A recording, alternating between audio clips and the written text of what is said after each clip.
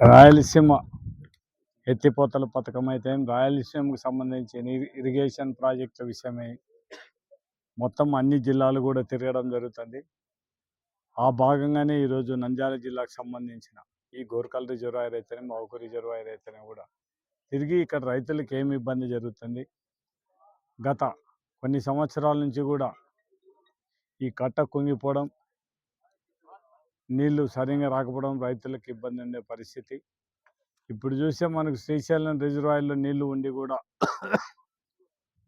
ఈ కట్ట రిపేర్ కాకపోవడంతో నీళ్లు ఎంతవరకు నిలబెడతారనేది కూడా ఆలోచన చేయాల్సిన పరిస్థితి. పాపం అంటే వర్ష లేకపోవడంతోనే ఈ నీళ్ళన్నా ఉంటే ఈ చుట్టుపక్కల వాళ్ళ రైతులందరూ కూడా పండించుకోవడానికి అవకాశం ఉంటుంది. అటువంటిది కూడా అవకాశాన్ని లేకుండా చేసే పరిస్థితిలో మనం ఈ తెలుగుదేశం నాయకులను చూస్తున్నాం.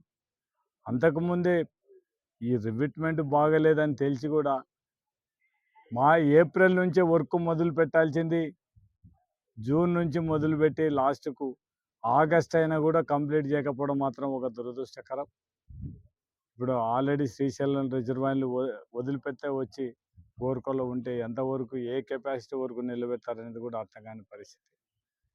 ఖచ్చితంగా మనకు ఇవన్నీ కూడా ఈ రాయలసీమ ప్రాజెక్టుల మీద మాత్రం రైతులకు అందరికీ కూడా అవగాహన కల్పించాలి. చంద్రబాబు నాయుడు ఈ రాయలసీమ అన్యాయం చేస్తాననే నిదర్శనానికి ఇదే ఒకటి. రాయలసీమ ఎత్తిపోతల పథకం జగన్మోహన్ రెడ్డి టైంలో 90% కంప్లీట్ అయితే కేవలం 10% మోటార్లు బిగించడానికి కూడా అవకాశం ఉండి కూడా, అంటే తెలంగాణ వాళ్ళు డెడ్ స్టోరేజ్ వరకు వాటర్ తీసుకోవడానికి 800 అడుగుల వరకు వాళ్ళు వాటర్ తీసుకుంటున్నారు. మనం కేవలం 841 అడుగులకు పైన ఉంటేనే నీళ్లు తీసుకోవడానికి అవకాశం, లేకపోతే మాత్రం నీళ్లు తీసుకోవడానికి అవకాశం లేదు. అటువంటి జగన్మోహన్ రెడ్డి గారు ఈ రాయలసీమ ప్రాంత రైతులు అన్యాయం జరగకూడదనే ఉద్దేశంతోనే రాయలసీమ లిఫ్ట్ తీసుకొచ్చి 800 అడుగుల లోపలనే కూడా నీళ్లు తీసుకోవడానికి రాయలసీమ ఎత్తిపోతల పథకం తీసుకొని వచ్చి డబ్బులు పెట్టి మొత్తం కెనాలని తీసి కేవలం మోటార్లు బిగిస్తే అయిపోయేదానికి మోటార్లు బిగియకుండా అంతకుముందు తెలుగుదేశం పార్టీ వాళ్ళు ట్రిబ్యునల్లో కేసు వేయడం, మళ్ళా తెలుగుదేశం అధికారం వచ్చిన తర్వాత రేవంత్ రెడ్డి, చంద్రబాబు నాయుడు ఇద్దరు కుమ్మక్క. అంటే రేవంత్ రెడ్డి గారే చెప్పడం జరిగింది అసెంబ్లీలో, నా మాట విని చంద్రబాబు నాయుడు గారు ఆ వర్క్ను స్టాప్ చేసినాడు. అంటే రాయలసీమ ద్రోహిగా చంద్రబాబు నాయుడు ఒక్కసారి మనం అందరం కూడా ఆలోచించాల్సిన అవసరం ఉంది.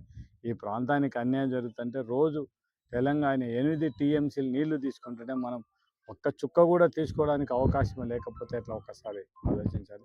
అది దృష్టి పెట్టుకునే మా నాయకుడు జగన్మోహన్ రెడ్డి గారు మొత్తం పోతే మనం రాయలసీమ ఎత్తిపోతల పథకం తీసుకురావడం జరిగింది. మా డిమాండ్ ఒకటే, తెలుగుదేశాన్ని ఎంత తొందరగా అయితే రాయలసీమ ఎత్తిపోత పూర్తి చేసి ఈ రాయలసీమకు సంబంధించిన అన్ని ప్రాజెక్టులు గోర్కల్ కానీ, గండికోట కానీ, ఔకు రిజర్వాయర్ కానీ, మనం మైలవరం కానీ ఇవన్నీ కూడా నింపడానికి అవకాశం, దాంతోపాటు నెల్లూరు జిల్లాలకు దీనిలో కూడా నీళ్ళు ఇవ్వడానికి అవకాశం ఉంది. ఈ ప్రాజెక్టుని ఇమ్మీడియట్గా పూర్తి చేయాలి. ఎక్కడెక్కడైతే మేమే రిపేర్స్ ఉన్నాయో అవన్నీ కూడా పూర్తి చేసి ఈ ప్రాంత ఈ నంద్యాల జిల్లా మన ఈ నంద్యాల జిల్లా ప్రజలకు అందరికి సంబంధించిన వరకు రైతులకు ఎటువంటి ఇబ్బంది లేకుండా ఈ సాగునీరు పాడుకోవడానికి అవకాశం ఉండే విధంగా చేయాలనుకున్నాం. అందుకే ఈరోజు మా నంద్యాల జిల్లాకు సంబంధించిన మా నాయకులందరూ కూడా 7 నియోజకవర్గాలకు సంబంధించిన ఇన్ఛార్జీలు, అదేవిధంగా శైలజనాథు, వెంకటరామరెడ్డి గారు, శిల్ప చక్రపాణి రెడ్డి గారు, ఈషాక్ గారు, మన సూర్యనారాయణ రెడ్డి గారు, ఇంకా మా నాని గారు, రవి గారు, రామిరెడ్డి గారు, పోచా బ్రహ్మానంద రెడ్డి గారు, వీళ్ళందరూ కూడా రావడం జరిగింది. కాబట్టి ప్రజల్లో అవగాహన కల్పించాలి. ఈ రాయలసీమ ప్రాజెక్టులకు అన్నీ కూడా ప్రజలకు అవగాహన కల్పించి ప్రజలు కూడా ఈరోజు వాళ్ళకు కూడా ప్రజలకు తెలిసింది కాబట్టి దీని మీద కొద్దిగా అవగాహన ఉంది కాబట్టి ఇంత పెద్ద ఎత్తున ముందు, అంటే మనం చెప్పినా చెప్పకపోయినా కూడా ఇంత పెద్ద ఎత్తున రైతులు వచ్చినందుకు వారికి అందరికి కూడా కృతజ్ఞతలు చెప్తాను. ఖచ్చితంగా రైతులు మాత్రం మీరు రోడ్లు ఎక్కకపోతే మాత్రం మన హక్కులను సాధించుకోలేము అనేది మాత్రం ప్రతి ఒక్క రైతు కూడా గుర్తుపెట్టుకోవాలి.